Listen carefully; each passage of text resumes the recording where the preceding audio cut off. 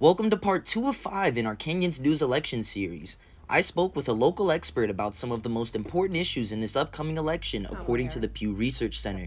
In today's episode, we analyze healthcare and what both candidates bring to the table. That is at 65% of the total voters, 55% of Trump voters, and 76% of Harris voters.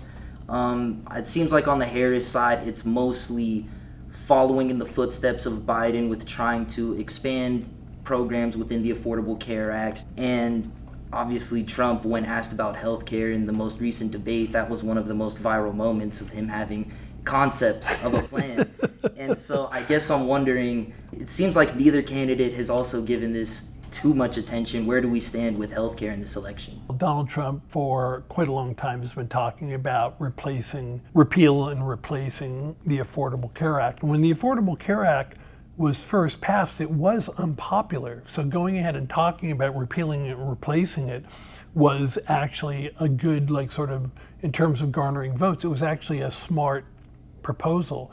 But what's happened is over time, the Affordable Care Act and the benefits that come from the Affordable Care Act are appreciated regardless of your ideological orientation. But I don't know that Kamala Harris has anything more to offer than to say, let's expand this as much as we can. And then Donald Trump's concept of a plan didn't go over particularly well. I mean, it was that's like instant meme material. I have concepts of a plan. I'm not president right now.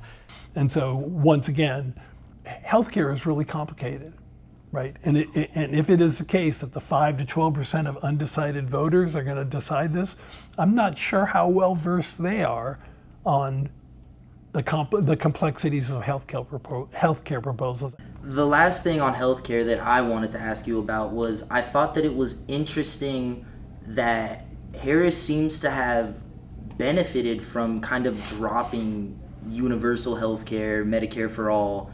That was kind of a big part of her 2020 platform and is now not so much. Why do you think that is? I don't think a universal health care is really a possibility in the United States right now. The reality is that most of us, myself included, get our health care through our employers. Going ahead and changing the system entirely is not popular because many people, again, myself included, I like my health care. And I understand, I've seen the studies that show that countries that have national health care systems have better outcomes for less price. People live longer, they're healthier, and it costs the country less.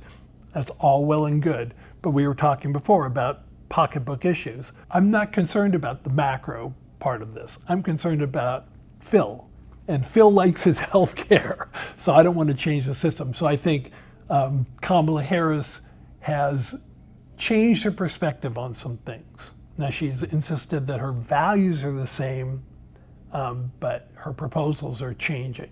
Whether she can sell that to the American people, we'll find out in November, right? Reporting for Kenyans News, I'm Eli Kern.